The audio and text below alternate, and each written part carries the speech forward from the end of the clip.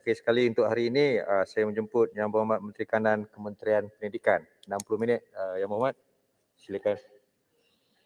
Terima kasih Tan Sri Yang di-Pertua. Bismillahirrahmanirrahim. Assalamualaikum warahmatullahi wabarakatuh dan salam sejahtera. Salam. Tan Sri Yang di-Pertua, terlebih dahulu saya ingin mengucapkan tahniah kepada Yang Berhormat Menteri Keuangan atas pembentangan Belanjawan 2022 di Dewan Yang Mulia ini yang bertemakan Keluarga Malaysia Makmur Sejahtera. Dalam Belanjawan 2022, sejumlah 52.625 bilion ringgit atau 16% daripada keseluruhan perbelanjaan kerajaan telah diperuntukkan kepada Kementerian Pendidikan Malaysia. Ini menjadikan KPM sebagai penerima peruntukan terbesar bagi Belanjawan 2022. KPM menggalas tanggungjawab yang besar dalam memastikan setiap sen daripada peruntukan tersebut dibelanjakan dengan cekap serta dapat memberi impak yang optimum kepada pembangunan pendidikan negara, khususnya pengoperasian institusi pendidikan bawah KPM. Saya ingin merakamkan ucapan terima kasih kepada ahli-ahli yang berhormat yang mengambil bahagian dalam perbahasan serta memberikan pandangan, saranan, teguran dan cadangan dalam pelbagai konteks berkaitan Kementerian Pendidikan Malaysia.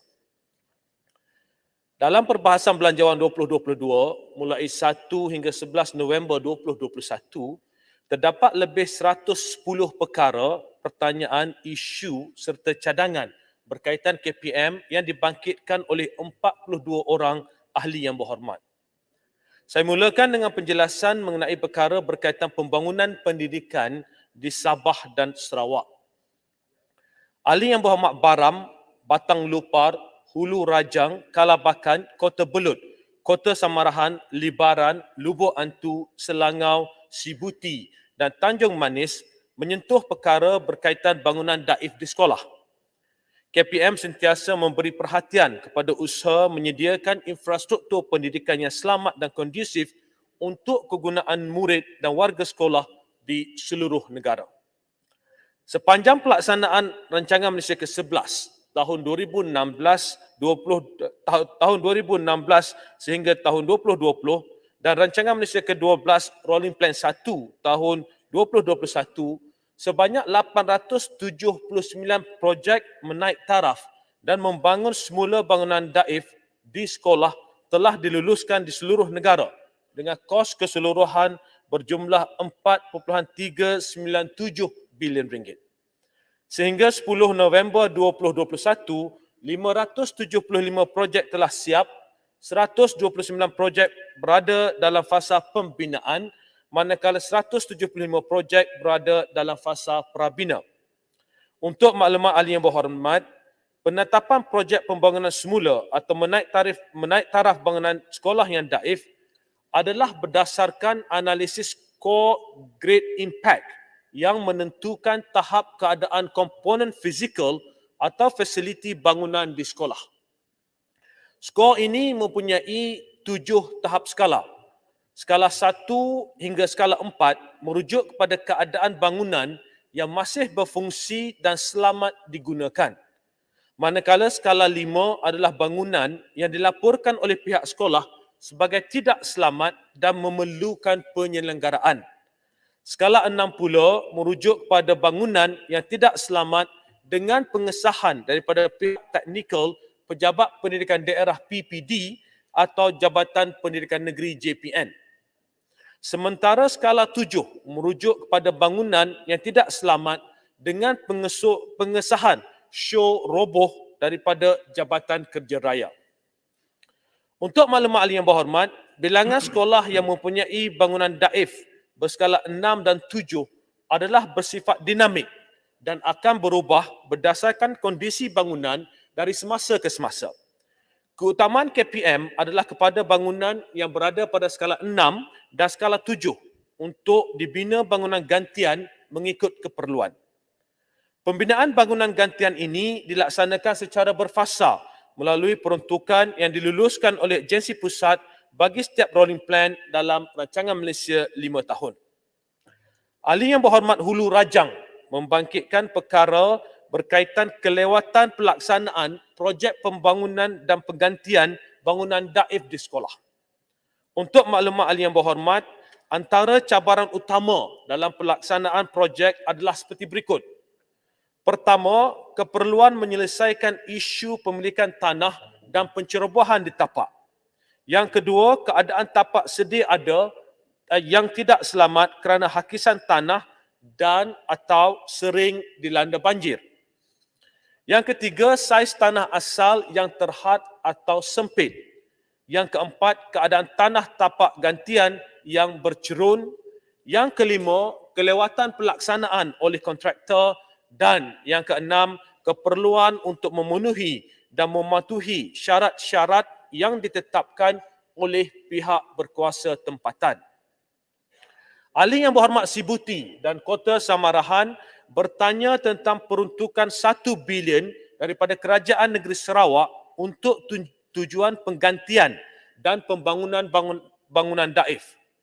Untuk maklumat ahli yang berhormat, di bawah peruntukan ini terdapat sebanyak 147 projek penggantian dan pembinaan bangunan daif diluluskan untuk dilaksana dalam 3 fasa.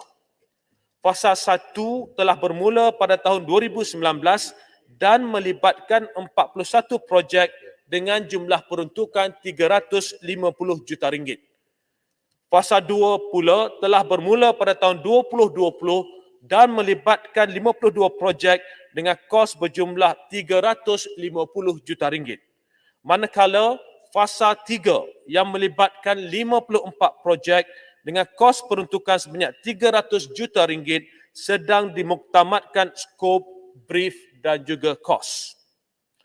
Untuk makluman ahli yang berhormat Lubuk Antu, sepanjang pelaksanaan rancangan Malaysia ke-11 tahun 2016 hingga tahun 2020 serta RMK ke-12 RP1 tahun 2021, sebanyak 14 projek menaik taraf dan membangun semula bangunan daif di sekolah telah diluluskan di Parlimen Lubuk Antu dengan kos berjumlah 76 juta ringgit. Sehingga 1 November 2021, 9 projek telah siap, 1 projek berada dalam fasa pembinaan, manakala 4 projek berada dalam fasa prabina. Yang Berhormat Menteri Kanan. Silakan. Sibuti. Terima kasih atas jawapan berkenaan tentang peruntukan 1 bilion yang telah dibayar oleh Kerajaan Negeri Sarawak, dan juga saya ingin bertanyakan kepada Yang Berhormat Menteri berkenaan tentang apakah terdapat pertambahan kos memandangkan sejak pandemik COVID-19 ini kos bahan mentah bertambah, dan juga adakah projek-projek yang telah dilaksanakan pada tahun 2019-2020 ini akan berlaku peningkatan kos. Dan yang kedua, saya ingin bertanyakan kepada Menteri, untuk projek 2022 ini adakah sekolah-sekolah telah dimuktamadkan? Maksud saya senarai-senarai sekolah, dan juga apakah mekanisme yang adakah pemilihan sekolah ini adalah berdasarkan perbincangan antara pemimpin setempat dan juga PPD. Dan juga untuk Negeri Sarawak, Yang Berhormat Menteri, kami turut melaksanakan projek-projek di kawasan persekolahan, dan juga ketika ini projek-projek telah siap dan kami sebagai wakil rakyat yang telah memberi projek ini tidak dibenarkan untuk memasuki kawasan sekolah. Saya hanya dapat melihat projek saya daripada jauh. Bangunan tertutup, dewan ataupun bilik kuliah yang saya bina tidak dapat dipantau. Saya memohon agar terdapat sedikit pertimbangan Yang Berhormat Menteri untuk membenarkan kami melihat projek-projek yang telah diluluskan oleh Kerajaan Pusat dan juga Kerajaan Negeri. Terima kasih Ahli Parlimen Sibuti. Berkaitan dengan pertambahan kos, ya, kita ambil kira seperti mana disebut oleh Yang Berhormat Menteri Kanan Kerja Raya sebentar tadi, bahawa kenaikan kos ini diambil kira dalam konteks tertentu. Dan yang kedua, berkaitan dengan sama ada senarai projek telah dimuktamadkan untuk fasa 3. Secara umumnya, kebanyakan sekolah itu telah dibincangkan bersama dengan kerajaan negeri. Ya. Dalam setiap keputusan untuk memilih sekolah mana yang akan diberi keutamaan dahulu dalam konteks projek pembangunan sekolah daif ini, memang pihak kementerian duduk berbincang dengan kerajaan negeri untuk mendapat gambaran, termasuklah melalui pandangan yang diberikan oleh pejabat pendidikan daerah dan juga Jabatan Pendidikan Negeri. Itu kaedah dan pendekatan yang digunakan. Berkaitan dengan kemasukan orang kenamaan termasuk ahli politik ke dalam sekolah, ini ada jawapan kemudian, ya, saya akan sentuh kemudian. Seterusnya, Tuan Yang di-Pertua, bagi menjawab pertanyaan ahli yang berhormat Kota Belud berhubung pembinaan gantian bangunan daif di sekolah dalam Parlimen Kota Belud, KPM telah diluluskan projek pembinaan gantian bangunan daif di SK Melangkap, SK Mengkulat dan SK Pandasan dalam RMK ke-12 RP2 tahun 2022.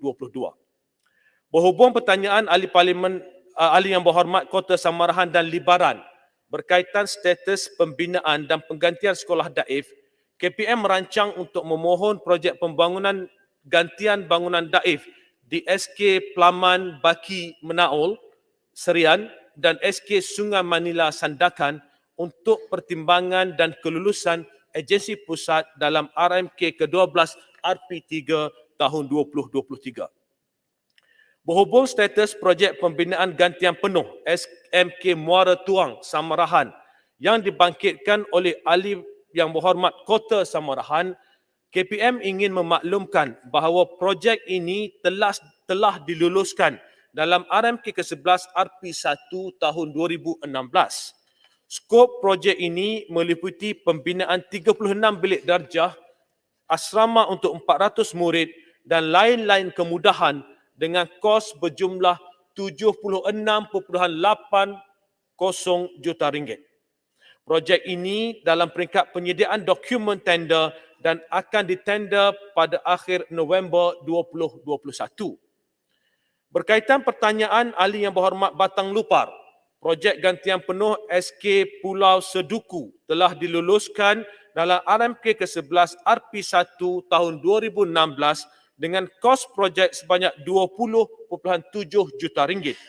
Projek ini dalam fasa pembinaan dan dijangka siap pada Disember 2022. Di samping itu, projek pembangunan semula SK Tebelu telah diluluskan dalam RMK ke-11 RP4 tahun 2019 dengan kos projek sebanyak 7 juta ringgit. Projek ini dalam fasa pembinaan dan dijangka siap pada April 2022. Untuk makluman ahli yang berhormat Kalabakan, KPM telah diluluskan sebanyak 2 projek menaik taraf dan membangun semula bangunan daif di SK Sungai Haji Matahir dan SK Umas Umas dengan kos berjumlah 47.94 juta ringgit di Parlimen Kalabakan. Projek gantian bangunan daif di SK Sungai Haji Matahir telah siap, manakala projek gantian bangunan daif di SK Umas Umas berada dalam fasa prabina. Silakan. Sedikit Menteri. Menteri, saya ingin sentuh pasal SMK Kalabakan. Dalam jawapan Menteri baru-baru ini, kita disahkan sudah bahawa SMK Kalabakan dikategorikan dalam skala 6. Tapi kalau alasannya lagi masih tanah tidak berstatus hak milik Pesuruhjaya tanah persekutuan, sampai bila pun masalah di Sabah ini tak akan selesai. Jadi saya mintalah Menteri, tengoklah masalah kami di Sabah ini. Kalau balik-balik masalah tanah yang tidak diberi oleh kerajaan di Sabah, masalah kita berlarutan sampai bila-bila. Terima kasih. Terima kasih ahli yang berhormat Kalabakan. Sebenarnya saya baru nak masuk penjelasan untuk SMK Kalabakan yang dibangkitkan oleh Yang Berhormat Kalabakan berkaitan keperluan membina bangunan baru di SMK Kalabakan. Untuk makluman ahli yang berhormat, memang kita telah mengenal pasti keperluan untuk melaksanakan pembinaan bangunan gantian yang daif di sekolah tersebut. Berdasarkan analisis Core Impact KPM, beberapa blok bangunan di SMK Kalabakan dikategorikan pada skala 6. KPM sedang mendapatkan kelulusan pengesahan tidak selamat dan syur roboh daripada pihak JKR Sabah. Dalam masa yang sama, semakan KPM mendapati bahawa tapak tanah sekolah sedia ada masih belum berstatus hak milik Pesuruhjaya Tanah Persekutuan. Sehubungan itu, urusan perolehan tapak tanah akan diselesaikan terlebih dahulu sebelum sebarang permohonan penggantian bangunan SMK Kalabakan dikemukakan untuk pertimbangan dan kelulusan agensi pusat. Mungkin saya boleh sentuh sedikit berkaitan dengan pertanyaan ahli yang berhormat tadi tentang status tanah. Ya. Seperti mana saya jelaskan dalam penjelasan saya tadi, antara kekangan utama yang membawa kepada kelewatan pembinaan bangunan bagi menggantikan bangunan daif adalah kerana status tanah. Ya, ini memandangkan selagi status tanah itu bukan milik Pesuruhjaya Tanah Persekutuan, kita tidak boleh membina bangunan sekolah di atas tanah tersebut. Untuk tujuan ini, ya, KPM telah mengadakan satu program pemutihan tanah-tanah yang masih belum menjadi hak milik PTP.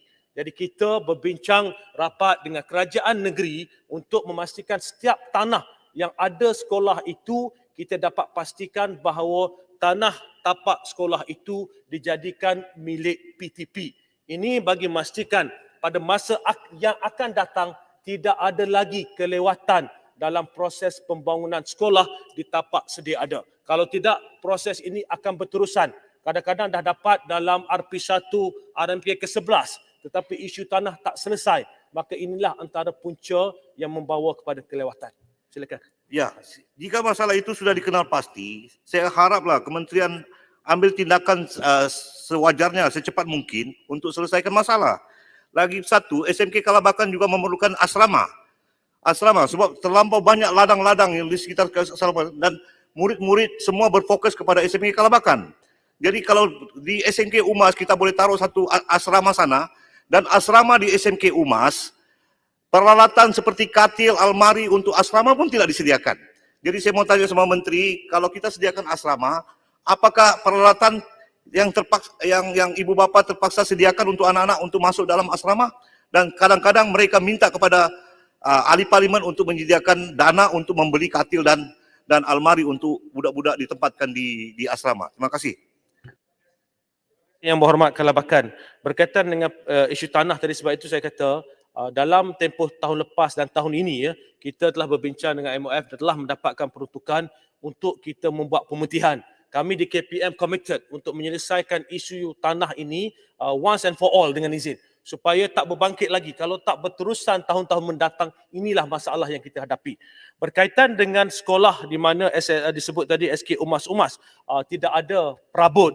Itu saya akan ambil maklum dan kita akan semak kerana pembinaan asrama ini akan datang lengkap dengan kelengkapan yang sepatutnya. Jadi izinkan saya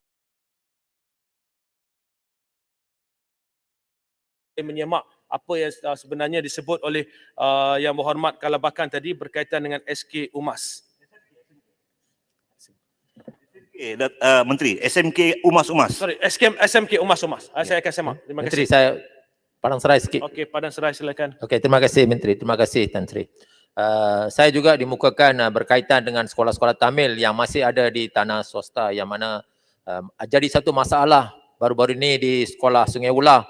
Mereka minta duit untuk bayar canggaran dan juga itu akan bebankan pada PIBG sekolah dan juga LPS dan sebagainya. So saya dah cadangkan berunding seperti mana Menteri bagi tahu tadi, itu adalah cadangan terbaik, runding dengan negeri supaya perkara ini dapat diselesaikan dengan masa yang singkat. Kalau tidak, tiap-tiap tahun kita sudah merdeka 64 tahun, masih lagi kita tidak selesaikan masalah tanah. Saya minta ambil perhatian serius Menteri. Terima kasih Menteri. Terima kasih Tan Sri. Terima kasih Yang Berhormat Padang Serai. Saya ada jawapan untuk pertanyaan yang dibangkitkan oleh Padang Serai pada muka surat 34. Tapi dah Padang Serai tanya, saya jawab sedikitlah untuk dimasukkan di sini kerana ia berkaitan juga dengan tapak sekolah. Ya. Pertama sekali, ahli Yang Berhormat Padang Serai menyentuh tentang sekolah jenis kebangsaan Tamil SJKT yang beroperasi di tapak bukan hak milik kerajaan. Untuk maklumat ahli yang berhormat, terdapat dua kategori SJKT, iaitu SJKT berstatus sekolah kerajaan dan SJKT berstatus sekolah bantuan kerajaan.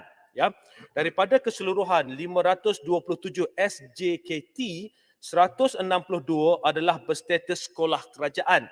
Bagi SJKT berstatus sekolah kerajaan, sebanyak 156 berada di atas tapak milik PTP, manakala baki 6 buah lagi berada di atas tapak bukan milik PTP dan sedang dalam proses pemutihan. Ini seperti mana saya jelaskan kepada Yang Berhormat Kalabakan. Memandangkan SJKT yang berstatus SBK adalah bukan milik kerajaan, sekolah ini terletak di atas tapak bukan milik PTP. Status tapak tanah SJKT kategori SBK adalah di bawah tanggungjawab lembaga pengelola sekolah. Jadi jika ada sebarang isu berbangkit, itu adalah di bawah bidang tanggungjawab lembaga pengelola sekolah. Ya, itu penjelasan berkaitan dengan status tanah sekolah-sekolah. Seterusnya saya ingin merujuk kepada pertanyaan ahli yang berhormat Tanjung Manis berhubung status permohonan gantian bangunan daif di sekolah.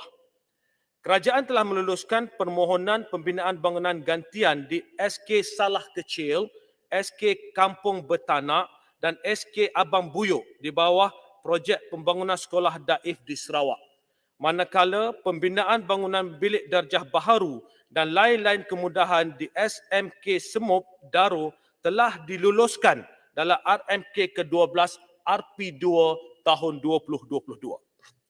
Untuk makluman ahli yang berhormat Sibuti, KPM telah menubuhkan jawatankuasa induk peruntukan 1 bilion bagi pembangunan semula sekolah daif di negeri Sarawak. Jawatankuasa ini berperanan membuat keputusan dan dasar utama berhubung perancangan dan mekanisme pelaksanaan projek daif di bawah peruntukan 1 bilion di negeri Sarawak. Di Yang samping Berhormat Menteri. itu, jawatankuasa ini bertanggungjawab untuk memutuskan penyelesaian terhadap pertikaian, perubahan dan isu yang timbul di peringkat pelaksanaan projek serta pengurusan projek. Saya habiskan sikit. Jawatankuasa ini dipengerusikan oleh Ketua Setiausaha Kementerian Pendidikan Malaysia dan dianggotai oleh Wakil Kementerian Keuangan, Setiausaha Keuangan Negeri Sarawak, Pengarah Jabatan Kerja Raya Sarawak, Pengarah Jabatan Pendidikan Negeri Sarawak, Pegawai Keuangan Persekutuan Sarawak serta Ketua Pengarah Unit Penyelarasan Pelaksanaan dan Ketua Pengarah Unit Perancang Ekonomi Jabatan Perdana Menteri. Selain daripada jawatankuasa induk peruntukan 1 bilion bagi pembangunan semula sekolah daif di negeri Sarawak, KPM turut menyelaras pelaksanaan projek menaik taraf dan membangun semula sekolah yang mempunyai bangunan daif melalui jawatankuasa dalaman peringkat kementerian iaitu Majlis Tindakan Pembangunan Kementerian atau MTPK yang diadakan secara berkala setiap bulan. MTPK turut dianggotai oleh agensi pusat iaitu Kementerian Keuangan, Unit Perancang Ekonomi Jabatan Perdana Menteri dan Unit Penyelarasan Pelaksanaan Jabatan Perdana Menteri serta Jabatan Pendidikan Negeri Sarawak dan Jabatan Kerja Raya Sarawak. Silakan. Terima kasih Yang Berhormat Menteri. Saya ingin bertanya, adakah jawatan ini turut disertai oleh Kementerian Pendidikan Sains dan juga Penyelidikan Sarawak? Dan juga di dalam jawatankuasa ini, adakah jawatankuasa telah berbincang berkenaan tentang cadangan berkenaan pergabungan sekolah? Kerana saya melihat pergabungan sekolah ini akan dapat mengurangkan kos perbelanjaan dan juga menjimatkan sekolah-sekolah di Sarawak supaya pelajar-pelajar mendapat bangunan yang lebih kondusif, memandangkan terdapat sekolah-sekolah yang sangat berdekatan. Dan juga selain daripada itu, saya tertarik dengan kenyataan Yang Berhormat Menteri berkenaan tentang isu tanah di Sarawak. Adakah kerajaan ataupun pihak menteri dapat menyenaraikan secara bertulis tanah-tanah yang mempunyai dispute dengan izin ataupun memerlukan bantuan daripada kami sebagai ahli parlimen ataupun Dewan Undangan Negeri untuk membantu pihak kementerian untuk mempercepatkan proses. Saya ambil contoh seperti sekolah SK kita. Apabila sekolah itu diberikan tender, diberikan kontrak kepada kontraktor, kita mendapati tanah yang telah dicadangkan untuk pembangunan sekolah tersebut mempunyai masalah. Dan juga saya sebagai ahli parlimen mendapatkan pandangan daripada pihak kerajaan negeri dan juga mendapatkan bantuan daripada Ketua Menteri untuk meluluskan tanah tersebut kerana telah diberikan kontrak kepada kontraktor. Terima kasih ahli yang berhormat Sibuti. Berkaitan dengan isu tanah di sekolah tadi untuk negeri Sarawak. Sebenarnya saya sendiri bersama dengan Ketua Setiausaha Kementerian dan juga Ketua Pengarah Pendidikan Malaysia telah bertemu dengan Ketua Menteri Sarawak untuk berbincang berkaitan dengan penyelesaian untuk tapak-tapak tanah yang masih belum menjadi milik PTP. Dan kami ingin mengucapkan jutaan terima kasih kepada Yang Amat Berhormat Ketua Menteri Sarawak di atas komitmen beliau untuk bersama-sama dengan kementerian bagi memastikan isu-isu berkaitan dengan tapak tanah tapak sekolah di negeri Sarawak dapat diselesaikan dengan cepat dan teratur, insya-Allah. Berkaitan dengan cadangan penggabungan sekolah, ini saya boleh sentuh sedikit apa yang dibangkitkan oleh Ahli Yang Berhormat Sibuti. Itu apa yang dicadangkan dan apa yang disebut oleh Ahli Yang Berhormat Sibuti itu merupakan salah satu usaha yang sedang dilaksanakan oleh pihak KPM. Yang kita tahu ada sekolah-sekolah ini jumlah muridnya terlalu sedikit dan keadaan sekolah ini adalah amat daif. Namun begitu terdapat beberapa buah sekolah dalam kawasan yang tidak begitu jauh yang kita lihat boleh digabungkan. Yang usaha ini adalah satu usaha berterusan yang dilaksanakan oleh KPM dan kita khususnya bersama di peringkat negeri Sarawak dan juga di negeri Sabah duduk berbincang dengan pemimpin masyarakat bagi memastikan pemimpin masyarakat dapat bersama-sama meyakinkan penduduk setempat bahawa program atau pelaksanaan penggabungan sekolah ini merupakan satu pendekatan way forward dengan izin untuk memastikan kita dapat membina sekolah dengan cukup infrastrukturnya dan kemudahannya bagi membolehkan anak-anak kita mendapat pendidikan yang terbaik. Seterusnya, saya merujuk pertanyaan Ahli Yang Berhormat Hulu Rajang dan Baram yang membangkitkan tentang sekolah yang sering dilanda banjir. KPM menyedari akan kesukaran yang dialami oleh guru dan murid di sekolah tersebut. Sebagai langkah penyelesaian, kerajaan telah meluluskan permohonan perolehan tapak baharu bagi menggantikan SK Nangga Kain dan SK Temenggung Koh dalam RMK ke-12 RP2 tahun 2022. Sementara itu, permohonan pembinaan bangunan baharu sekolah tersebut akan dikemukakan untuk kelulusan agensi pusat setelah urusan pindah milik tapak tersebut selesai. Bagi SK Batu Bungan Baram, projek pembinaan gantian di sekolah ini telah diluluskan di bawah projek 1 bilion ringgit bagi pembangunan semula sekolah daif di negeri Sarawak dalam fasa 2. Ahli Yang Berhormat Lanang bertanyakan tentang bilangan guru berasal dari Sarawak yang ditempatkan di negeri kelahiran mereka sehingga kini. Ahli Yang Berhormat Lanang juga menyentuh tentang penempatan 90% guru kelahiran Sarawak untuk berkhidmat di negeri tersebut. Untuk makluman Ahli Yang Berhormat, KPM melaksanakan penempatan guru baharu berdasarkan kepada kekosongan perjawatan dan keperluan option di sesebuah negeri. Pada masa yang sama, KPM juga berusaha untuk memastikan guru kelahiran Sarawak diberikan keutamaan untuk ditempatkan di negeri kelahiran mereka berdasarkan kekosongan perjawatan dan keperluan option. Bagi tempoh 2018 hingga September 2021, seramai 1,715 orang guru baharu lantikan tetap DG41 yang berasal dari Sarawak ditempatkan di sekolah rendah dan menengah di negeri Sarawak. Dalam tempoh yang sama, disebabkan bilangan graduan berasal dari Sarawak yang menepati keperluan option bagi sekolah di sekolah bagi negeri tersebut masih belum mencukupi, KPM telah menempatkan seramai 325 orang guru yang berasal dari Semenanjung ke sekolah di Sarawak. Untuk makluman Ahli Yang Berhormat Lanang, sehingga 31 Oktober 2021, sasaran 90% guru kelahiran negeri Sarawak yang berkhidmat di negeri tersebut telah tercapai, iaitu sebanyak 91.47%. Ahli Yang Berhormat Kalabakan membangkitkan tentang kekurangan guru mata pelajaran pendidikan Islam di Sabah. Untuk makluman Ahli Yang Berhormat, sehingga 11 November 2021, pengisian guru mata pelajaran pendidikan Islam di Sabah adalah seramai 3,878 orang berbanding keperluan guru seramai 5,280 orang.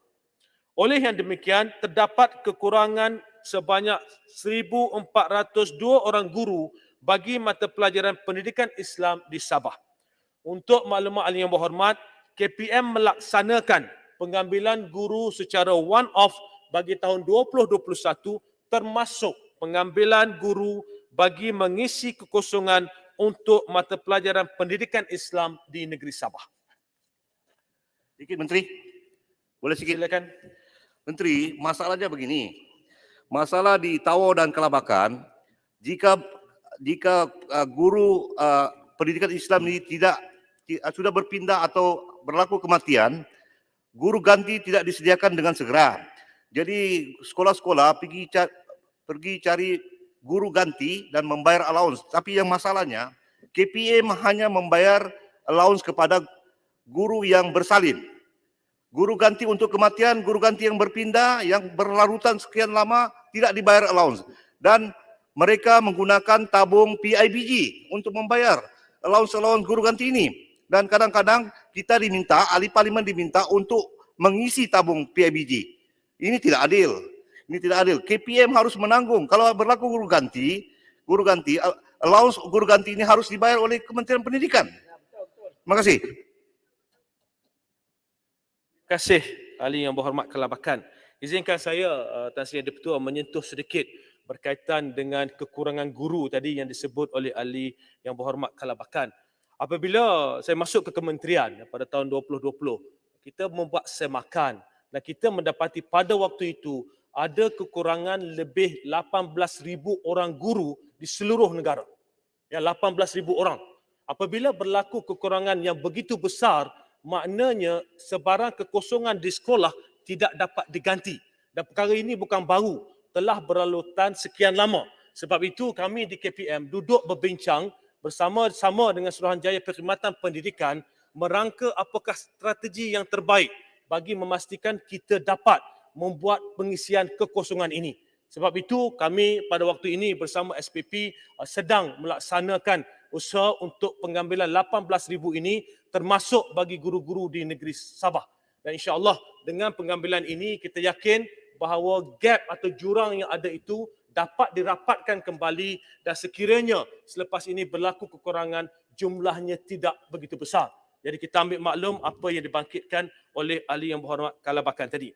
Menteri, Batu Gajah di sini. Terus ya. Menteri, berkaitan dengan pengambilan guru one-off 18,000 ini, saya nak tahu berapakah ramai yang sebenarnya daripada mereka itu tidak mempunyai kelayakan ikhtisas pendidikan.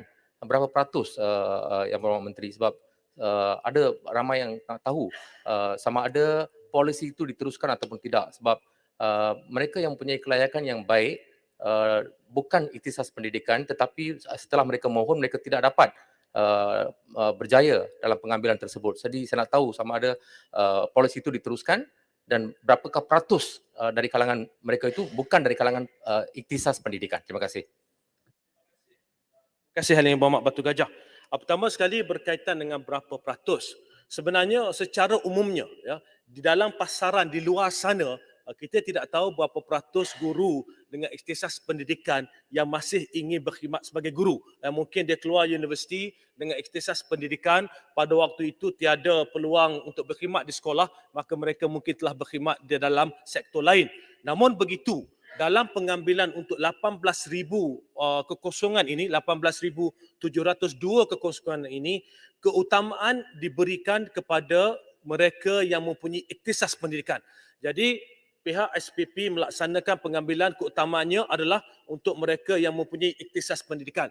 Namun begitu, ada bidang-bidang tertentu yang kita tahu jumlah tawaran atau supply dengan izin daripada yang ada ikhtisas pendidikan ini tidak mencukupi. Sebab itu kita juga keluarkan iklan untuk contract for service ya, contract of service untuk membolehkan mereka yang tidak mempunyai ikhtisas pendidikan ini juga memohon Namun begitu, secara umumnya pengambilan pertama sekali dibuat di kalangan mereka yang mempunyai ikhtisas pendidikan dan kemudiannya kita akan ambil dalam kalangan mereka yang tidak mempunyai ikhtisas pendidikan. Itu proses pelaksanaannya. Terima kasih.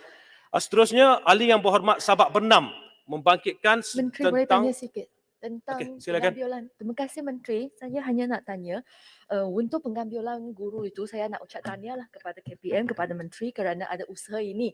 Pengambilan sebanyak 18,000 saya rasa itu adalah satu inisiatif yang bagus. Tetapi saya nak tanya setakat ini berapa jumlah permohonan yang telah diterima? Kerana kami tahu bahawa biasanya apabila KPM ada buat apa-apa tawaran, sebenarnya yang layak sebenarnya jumlah itu sangat-sangat kurang. Jadi saya nak tanya berapa permohonan telah diterima dan berapa daripada permohonan itu berapa yang layak sebelum mereka diinterview oleh ditemu juga oleh SPP. Selain daripada itu, saya juga ada satu isu lagi yang minta perhatian daripada Yang Berhormat, iaitu tentang keputusan selepaslah fasa 1 yang telah ditemu juga oleh SPP kerana mereka masih tunggu itu keputusan yang diumumkan walaupun telah janji bahawa sepatutnya keputusan itu diumumkan lebih awal, tetapi sampai sekarang untuk kumpulan fasa 1 mereka masih tunggu sampai sekarang. Terima kasih Menteri.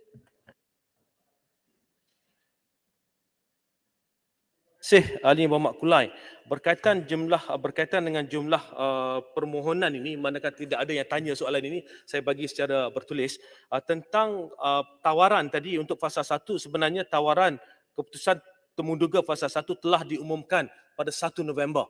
Yang untuk mereka yang berjaya bagi fasa 1 ini, keputusannya telah diumumkan pada 1 November. Jadi berkaitan dengan jumlah permohonan itu, izinkan saya berikan jawapan secara bertulis. Ya. Seterusnya, Ahli Muhammad Sabak Bernam membangkitkan sejauh mana kejayaan pendidikan TVET mampu melahirkan modal insan dan tenaga kerja yang memenuhi keperluan industri. Untuk maklumat Ahli yang berhormat, KPM sentiasa komited untuk terus memperkasakan pendidikan TVET yang ditawarkan di College Vocational, KV, Sekolah Menengah Teknik SMT dan juga program vocational di Sekolah Menengah Harian. Fokus TVET KPM adalah untuk melahirkan modal insan berteraskan kemahiran, kepakaran, pengiktirafan dan pengalaman di industri. Langkah tersebut adalah untuk meningkatkan kebolehpasaran serta mobiliti sebagai pekerja yang memenuhi keperluan industri. KPM komited bagi memastikan program TVET KPM dilaksanakan dengan memenuhi pembangunan latihan yang komprehensif, pensijilan yang diiktiraf oleh pelbagai pihak terutama pihak industri serta pengetahuan yang tinggi dalam bidang yang berkaitan. Selain daripada program TVET KPM, murid boleh mendapat latihan terus dalam industri melalui program apprenticeship mode sistem latihan dual national SLDN. Program SLDN ini merupakan inisiatif untuk memperkasa pendidikan TVET bagi membolehkan murid memperoleh kemahiran sebenar yang diperlukan di tempat kerja semasa mereka masih bersekolah dengan kerjasama erat pihak industri.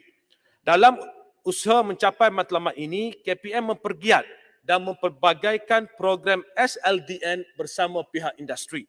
KPM telah melaksanakan program SLDN dengan McDonald's serta program yang melibatkan kerjasama 3 penjuru iaitu Malaysian Investment Development Authority atau MIDA, KPM dan Federation of Malaysian Manufacturers FMM. Pada tahun 2021, bilangan murid yang mengikuti program SLDN adalah seramai 511 orang. KPM mensasarkan enrolment murid SLDN ditingkatkan kepada seramai 2,000 orang pada tahun 2025. Melalui pelaksanaan program SLDN ini, murid yang tamat pengajian dengan persijilan Sijil Kemahiran Malaysia SKM tahap 3 akan terus ditawarkan pekerjaan oleh industri atau bekerja pilihan sendiri. Ahli yang berhormat Tanjung Malim membangkitkan tentang kebolehpasaran graduan TVET. Untuk maklumat ahli yang berhormat, program TVET KPM telah berjaya melahirkan graduan dengan kebolehpasaran yang tinggi. Kebolehpasaran graduan TVET KPM adalah sebanyak 97.02% pada tahun 2018 dan 98.84% pada tahun 2019. Bagi tahun 2020, sehingga 31 Oktober 2021, keboleh pasaran graduan TVET KPM adalah sebanyak 98.29%. Berhubung cadangan Ahli Yang Berhormat Tanjung Malim untuk mewajibkan semua tenaga pengajar mendaftar dengan sistem e-profiling TVET, KPM ingin memaklumkan bahawa tenaga pengajar TVET KPM diwajibkan mendaftar dalam TVET Instructor E-Profiling System atau TIPS di bawah kendalian Center for Instructor and Advanced Skill Training CIAST, sebuah agensi di bawah Kementerian Sumber Manusia.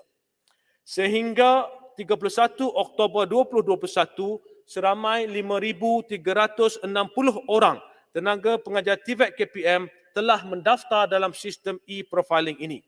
Pendaftaran tenaga pengajar TVET KPM ini menunjukkan komitmen KPM bagi memastikan tenaga pengajar TVET mencapai tahap kompetensi seperti yang telah ditetapkan di samping keperluan mengikuti latihan industri. Boleh saya tanya sikit? Saya Tentang TVET. silakan. Terima kasih Menteri. Dua perkara. Satu tentang itu keputusan yang diumumkan pada 1 November. Saya nak tambah sedikit maklumat bahawa saya terima maklumat bahawa masih ada orang yang terima itu maklum balas daripada SPP, tetapi status itu adalah tergantung. Jadi saya minta lah bantuan daripada Menteri untuk tengok perkara itu. Kedua, tentang tenaga kerja TVET, oleh sebab pada KV setapak, ERT setapak ada satu period spot check dan Menteri pun sudah hadir di sana dan saya nak ucap tahniah kepada Menteri kerana pada 2 hari bulan November saya percaya DG Pendidikan telah isu satu memo kepada semua sekolah. Tetapi saya nak tanya, untuk tenaga mengajar yang terlibat dalam period spot check itu, apa tindakan yang akan diambil oleh pihak kementerian? Walaupun soalan ini tidak ditanya, tapi pandai Wabikulai masuk ikut KV ya. Jadi saya rasa saya jelaskan ya perkara ini.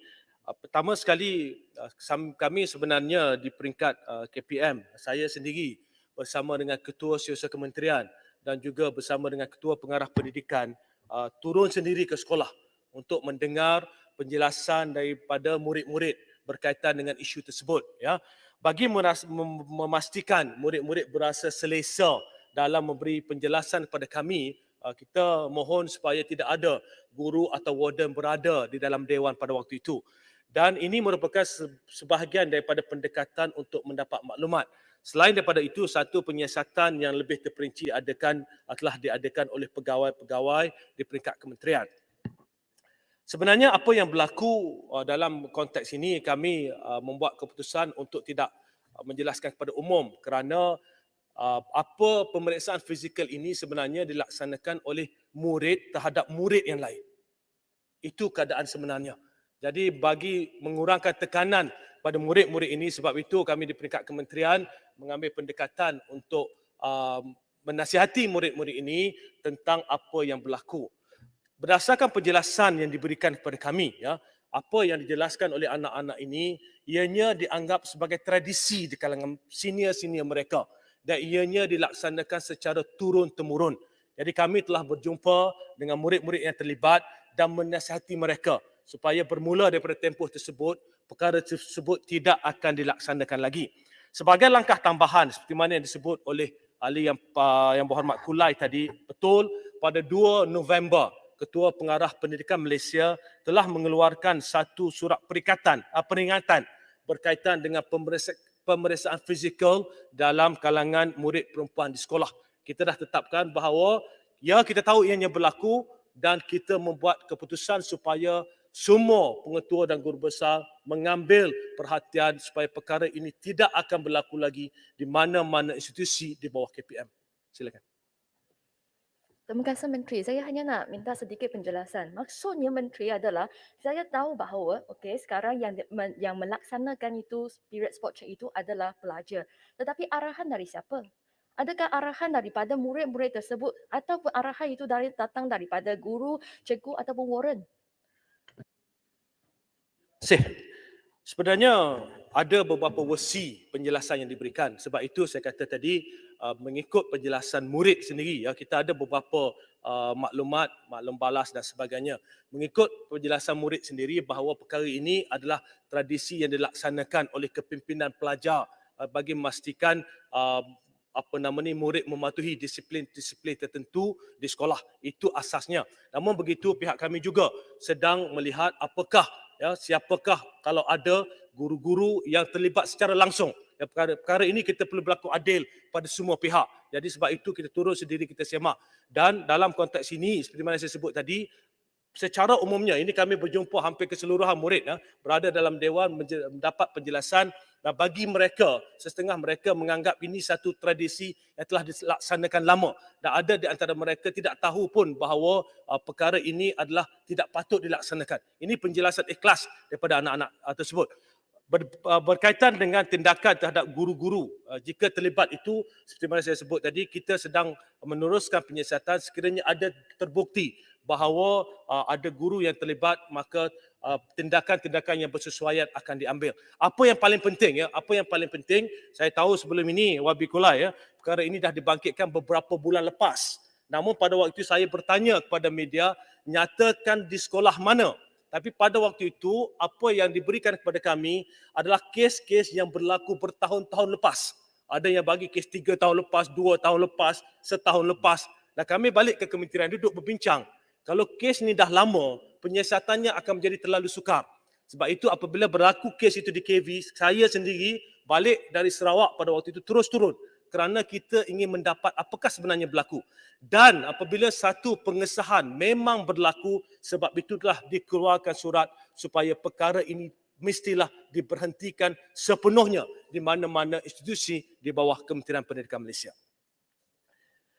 Ahli yang berhormat, Tanjung Malim menyentuh tentang pengalaman industri dalam kalangan tenaga pengajar TVET. Ini dibangkitkan menjelaskan tentang report bahawa ramai tenaga pengajar TVET ini tidak mempunyai pengalaman industri. Untuk maklumat ahli yang berhormat, KPM sentiasa menekankan kepada keperluan untuk memastikan tenaga pengajar TVET adalah dalam kalangan mereka yang mempunyai pengalaman industri.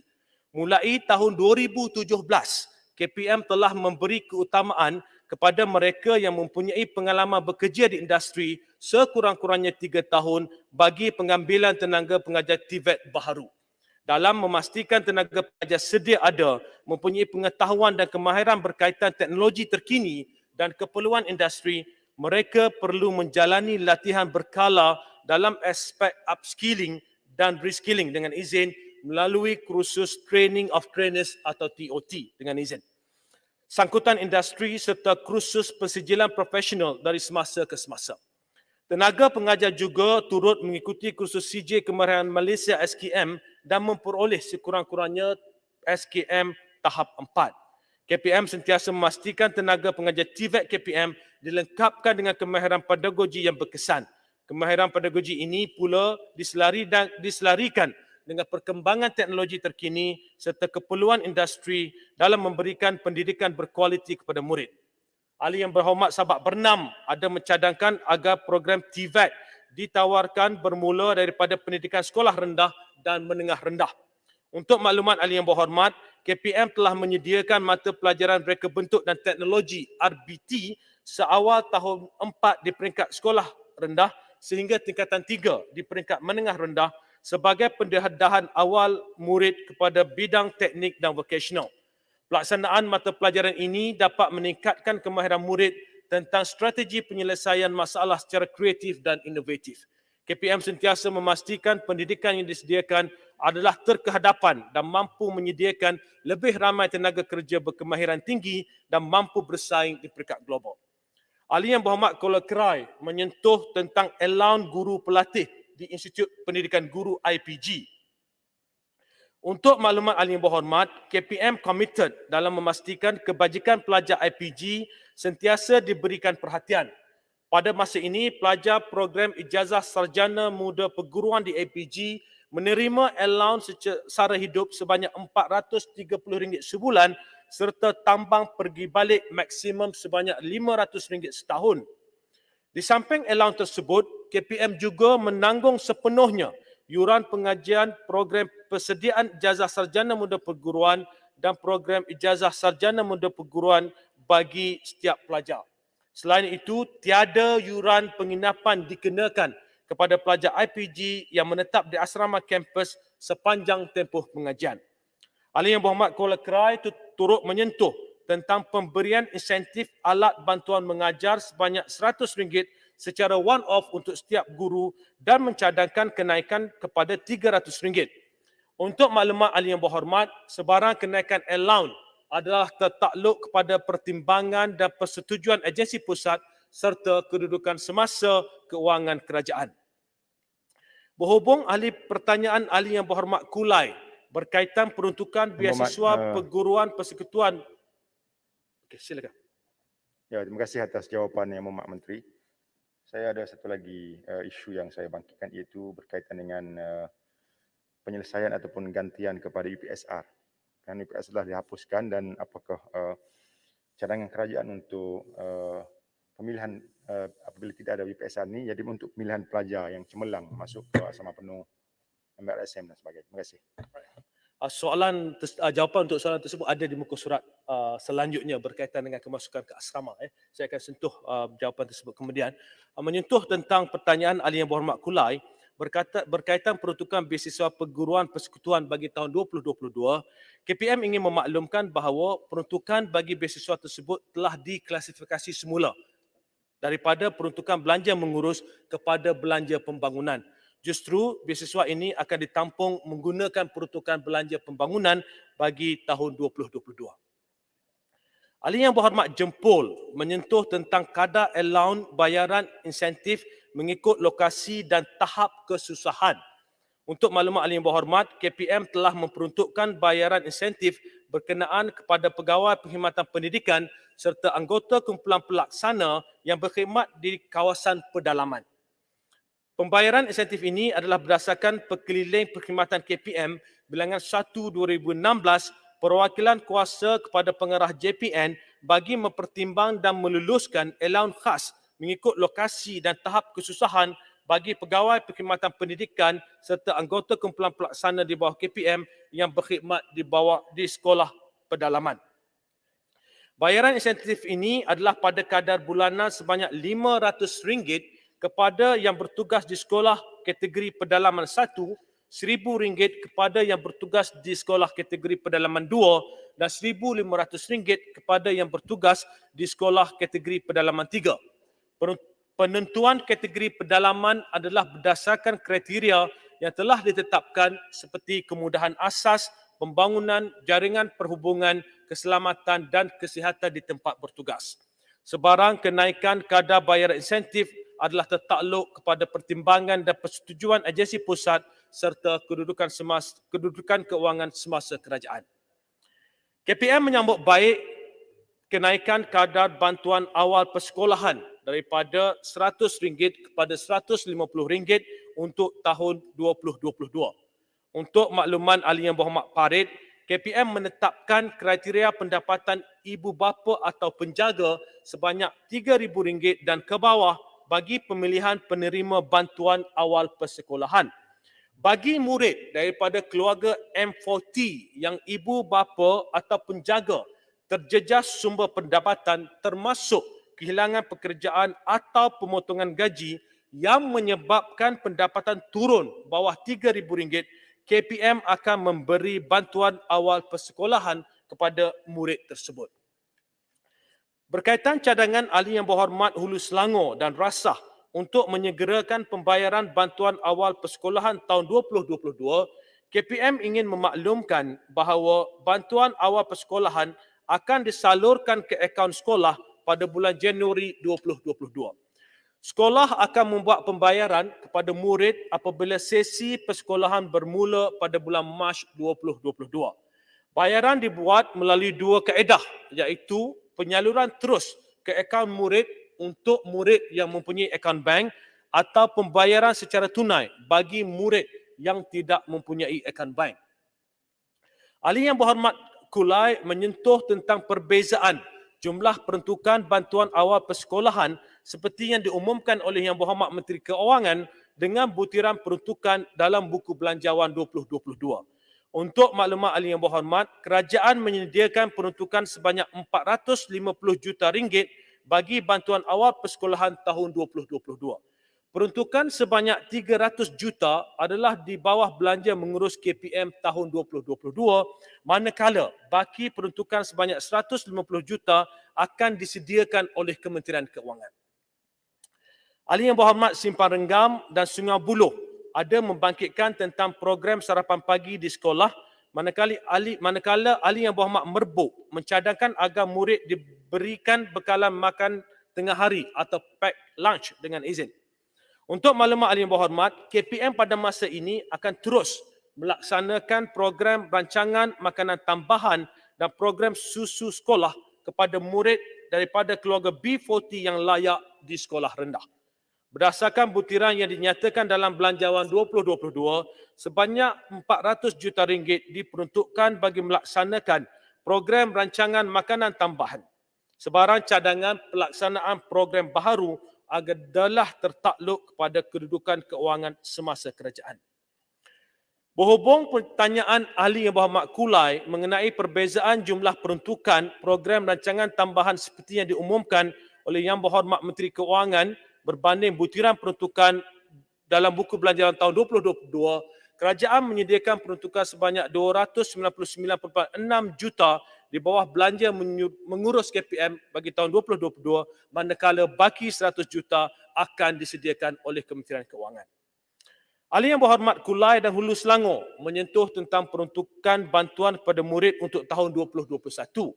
Untuk maklumat ahli yang berhormat, Menteri. memandangkan tidak semua Menteri. peruntukan. Sorry, minta maaf, saya ada satu soalan lagi tentang rancangan makanan tambahan. Adalah bahawa peruntukan sebanyak 299 juta ringgit telah disediakan untuk tahun ini, tahun 2021. Tetapi kita tahu bahawa sepanjang tahun ini kebanyakan masa murid-murid menjalankan PDPR. Jadi saya nak tanya, peruntukan yang diperuntukkan untuk tahun ini, bakinya sekarang diguna pakai untuk tujuan apa? Itu sebenarnya paragraf yang saya nak baca tadi. Ahli yang berhormat Kulai dan Hulu Selangor menyentuh tentang peruntukan bantuan kepada murid untuk tahun 2021. Untuk maklumat ahli yang berhormat, memandangkan tidak semua peruntukan bantuan kepada murid termasuklah bantuan sukan, bantuan makanan asrama, rancangan makanan tambahan dan bantuan makanan prasekolah dapat digunakan sepenuhnya berikutan pelaksanaan PDPR. KPM telah membuat penjajaran dan penyelarasan ke atas baki peruntukan tersebut. Ya. Seterusnya, ahli yang berhormat Kulai dan juga ahli yang berhormat Kuala Krai menyentuh tentang pemilihan murid ke sekolah berasrama penuh susulan pemansuhan ujian pencapaian sekolah rendah atau UPSR. Untuk maklumat ahli yang berhormat, mulai tahun 2020, permohonan kemasukan ke SBP bagi sesi tahun 2021 adalah melalui kaedah single entry point, iaitu pentaksiran kemasukan sekolah khusus PKSK. Pentaksiran ini dijalankan secara dalam talian. PKSK merupakan satu kaedah pentaksiran standard secara berpusat dan dilaksanakan kepada murid yang memohon kemasukan ke sekolah khusus. Sekolah khusus merujuk kepada sekolah berasrama penuh SBP, sekolah menengah teknik, college vocational, sekolah menengah kebangsaan agama dan maktab tentera diraja. Pentaksiran ini merangkumi 3 komponen utama, iaitu kecerdasan insaniah, kecerdasan intelek dan artikulasi penulisan. Semua murid warga negara yang berdaftar dengan sistem aplikasi pengkalan data murid atau APDM, KPM, sekolah kebangsaan, sekolah jenis kebangsaan dan sekolah agama bantuan kerajaan atau sekolah swasta adalah layak untuk memohon kemasukan ke SBP bermula tahun 2020 bagi sesi persekolahan 2021 dan untuk tahun-tahun berikutnya. Jadi Stew belum ada jawapan lagi. Ada jawapan tak untuk Stew? Stew ada belakang-belakang sikit lagi berkaitan dengan infrastruktur. Tan Sri dan Speaker, juga saya pembinaan rasa sekolah. Menteri boleh jawab jawapan-jawapan daripada ahli parlimen yang hadir sekarang. Yang tak hadir tapi jawablah. Lama menunggu kan? Saya serah pada Okey. Saya ada wakil. berapa lama? 1-2 minit lagi ada. Saya selesaikan yang ini dulu. Kemudian Boleh saya sambung sampai 7.45 tak apa. Okey, sambung sampai 7.45. Ya. Saya selesaikan berkaitan dengan kemasukan tadi. Syarat pemilihan ke sekolah khusus termasuk SBP adalah melepasi syarat minimum PKSK dan aktif dalam aktiviti co-curriculum. KPM sedang merangka dasar yang lebih komprehensif dan menyeluruh bagi memperkukuhkan pendekatan pengambilan murid ke SBP dengan memberikan keutamaan kepada murid berpotensi dalam kalangan keluarga yang kurang berkemampuan. Ini adalah selaras dengan usaha KPM untuk menyediakan akses pendidikan yang berkualiti dan saksama kepada murid B40. Seterusnya, ahli yang berhormat Cameron Highland. Tak ada? Saya sentuh sedikit berkaitan dengan murid orang asli. Ahli yang berhormat Cameron Highland membangkitkan tentang cadangan agar KPM bersama-sama dengan Jabatan Kemajuan Orang Asli atau JAKWA memastikan bantuan kepada murid orang asli dilaksanakan dengan berkesan. Untuk maklumat ahli yang berhormat, KPM sentiasa bekerjasama dengan pihak JAKWA daerah dan negeri bagi memastikan bantuan terutamanya yang disediakan oleh pihak JAKWA diterima oleh murid orang asli. Sebagai contoh, KPM sentiasa bekerjasama dengan JAKWA bagi memastikan peruntukan bagi pengangkutan ke sekolah dan wang saku yang disediakan oleh JAKWA benar-benar dimanfaatkan oleh murid orang asli. Selain daripada itu, KPM juga turut bekerjasama dengan JAKWA dalam menyediakan perkhidmatan pendidikan menerusi program khas ataupun pro khas.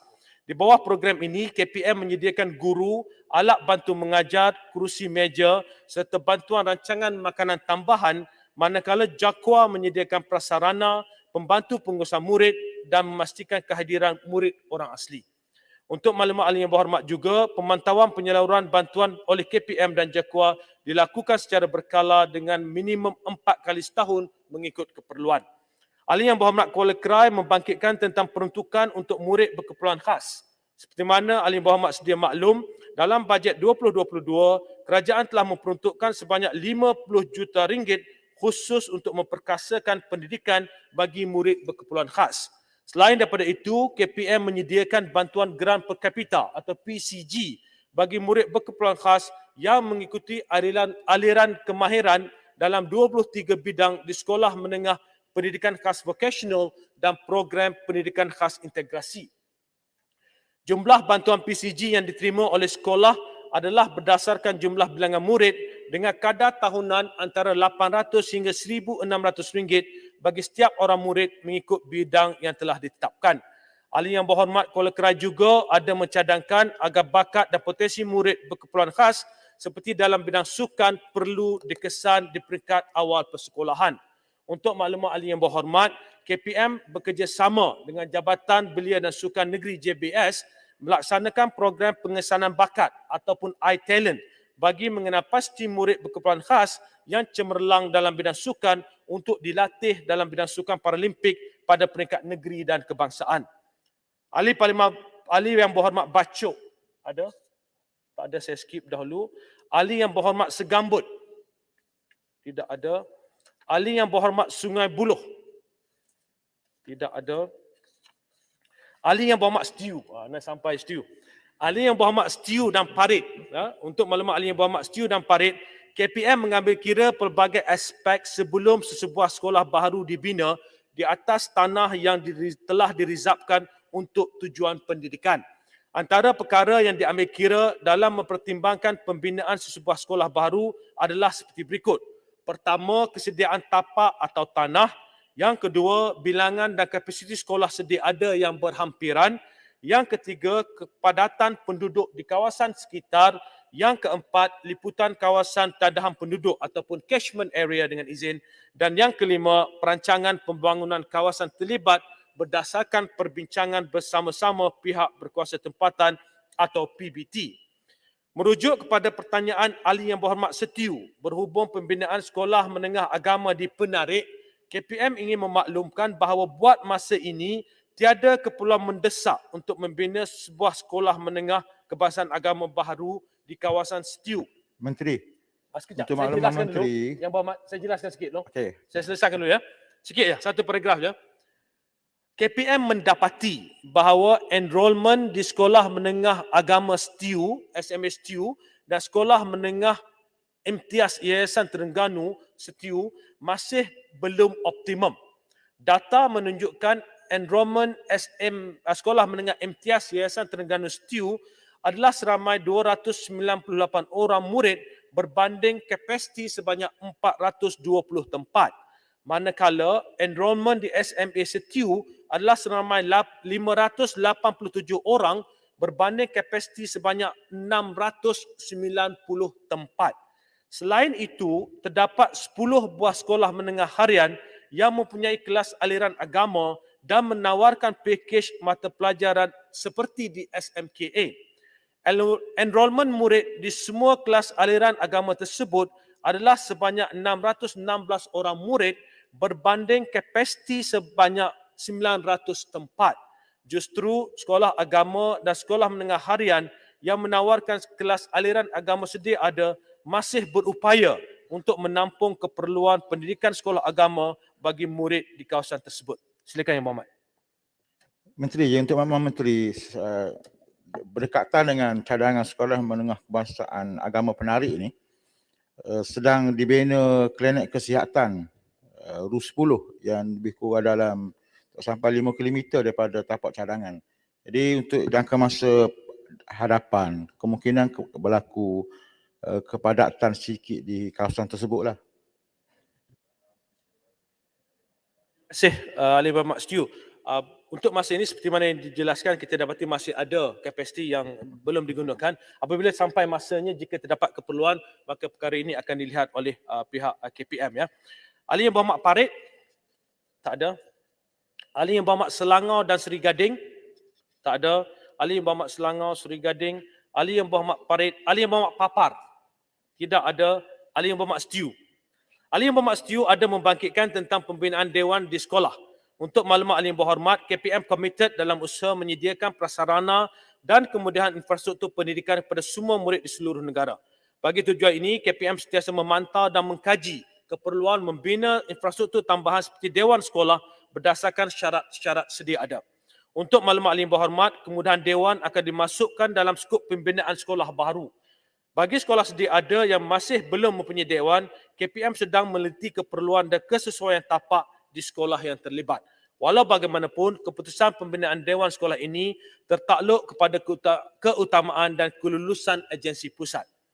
Ahli Yang Berhormat Bagan, Padang Serai ada. Menteri, Ya. Menteri, Okey. nak jelaskan sikit Menteri. Saya ada juga sebut dalam perbahasan saya berkait dengan baik pulih pada bola sekolah kebangsaan Renek yang dah berlanjutan hampir 2 tahun yang membahayakan para pelajar untuk bermain. Minta penjelasan Menteri. Terima kasih Ahli Yang Berhormat STIU. Berkaitan dengan baik pulih, dia ada selepas ini. Dia mengikut turutan. Saya jawab berkaitan apa yang dibangkitkan tadi. Ahli Yang Berhormat Bagan, Padang Serai, Rasah, Batu Gajah dan Ipoh Timur membangkitkan tentang peruntukan penyelenggaraan mengikut jenis sekolah dalam Belanjawan 2022. KPM mengucapkan terima kasih kepada Kementerian Keuangan kerana telah meluluskan peruntukan sejumlah RM900 juta dalam Belanjawan 2022 bagi tujuan penyelenggaraan sekolah dan institusi pendidikan bawah KPM.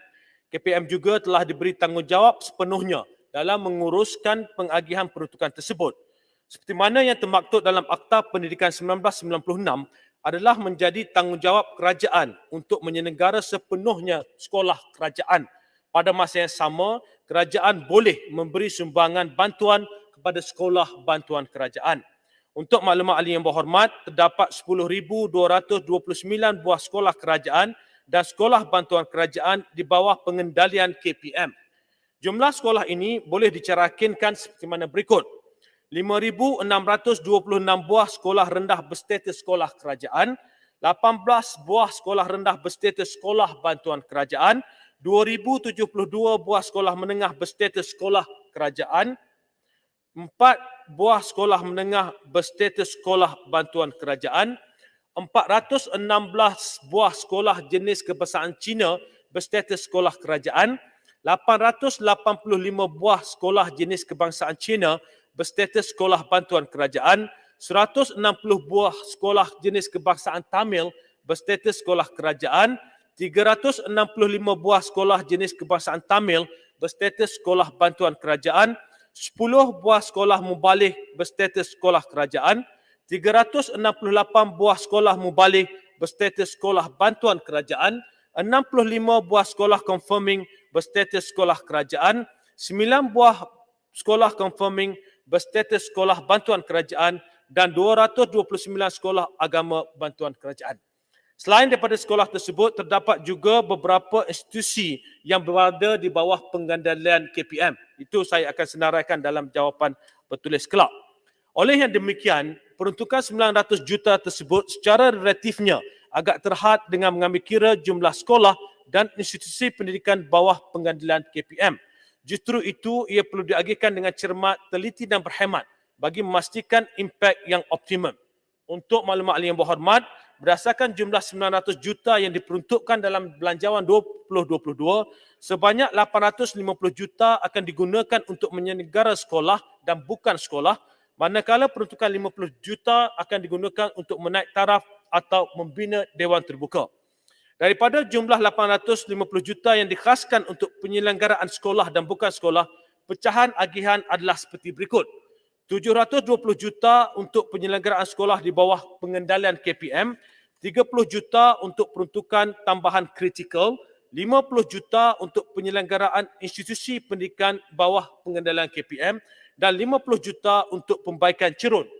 Untuk maklumat ahli berhormat, KPM akan mengagihkan peruntukan penyelenggaraan bagi tahun 2022 berdasarkan formula yang telah diperkenalkan pada tahun 2021. Formula ini mengambil kira bilangan dan jenis sekolah sama ada kategori sekolah kerajaan atau sekolah bantuan kerajaan. Dalam menggunakan formula ini, asas perkiraan adalah berdasarkan purata daripada peruntukan 720 juta bagi 10,229 buah sekolah, iaitu sebanyak 70,388 RM1,000 setiap sekolah untuk tujuan kiraan. Ya. Siling peruntukan bagi sekolah bantuan kerajaan dikira berdasarkan 90% daripada purata tersebut didarabkan dengan bilangan 1,934 buah sekolah bantuan kerajaan. Ini menjadikan siling peruntukan untuk sekolah bantuan kerajaan adalah sebanyak RM122.52 juta. Siling peruntukan bagi 8,295 buah sekolah kerajaan pula adalah berdasarkan peruntukan penyelenggaraan sekolah sebanyak 720 juta ditolak siling sekolah bantuan kerajaan. Ya, ini menjadikan siling peruntukan untuk sekolah kerajaan adalah sebanyak RM597.48 juta. Oleh yang demikian, berdasarkan formula ini, siling peruntukan bagi jenis sekolah adalah seperti berikut. RM554.48 juta bagi sekolah rendah dan sekolah menengah berstatus sekolah kerajaan termasuk sekolah berasrama penuh dan kolej vokasional. 139 juta bagi sekolah rendah dan sekolah menengah berstatus sekolah bantuan kerajaan. 86.03 juta bagi sekolah jenis kebangsaan Cina berstatus sekolah kerajaan dan sekolah bantuan kerajaan. Tolong habiskan Wabi sebab 7.47 dah. Saya tak ada kuasa nak panjangkan lagi. Okey. Ya. Isu yang sama sekarang? Macam mana? Isu yang sama ke sekarang? Isu yang sama. Saya habiskan senarai. habiskan, RM34.79 juta bagi sekolah jenis kebangsaan Tamil berstatus sekolah kerajaan dan sekolah bantuan kerajaan. RM24.03 juta bagi sekolah mubalik berstatus sekolah kerajaan dan sekolah bantuan kerajaan.